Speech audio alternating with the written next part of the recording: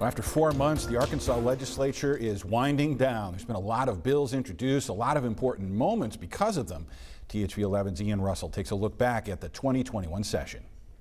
We've reached the end of the 2021 legislative session here in Arkansas, and it's been a busy 4 months. So let's take a look back at what's happened here at the Capitol building since January. There were 1,840 bills introduced this session, but let's start right at the beginning, the very first day. One of the very first things introduced on day one was a bill to get rid of the state of emergency declared by Governor Hutchinson, and that's how a lot of bills look this pandemic. There were a ton that were directly impacted by COVID-19. A lot of them were either directly concerning the pandemic or things that changed because of the pandemic. For instance, alcohol delivery became possible because of the pandemic and later on because of the session. There were also a lot of bills that had to do with money. Dozens of bills concerning budgets were introduced to make sure those agencies had the money that they needed.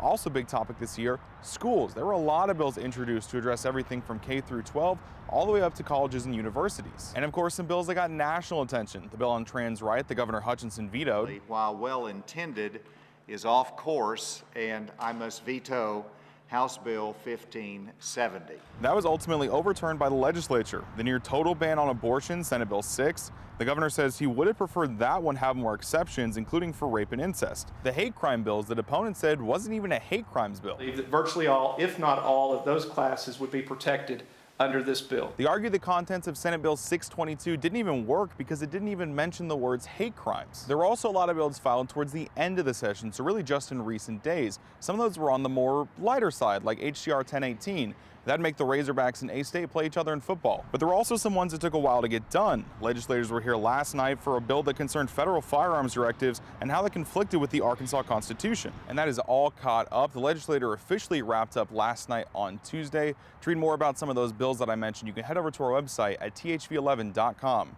Reporting in Little Rock, I'm Ian Russell, THV 11 News.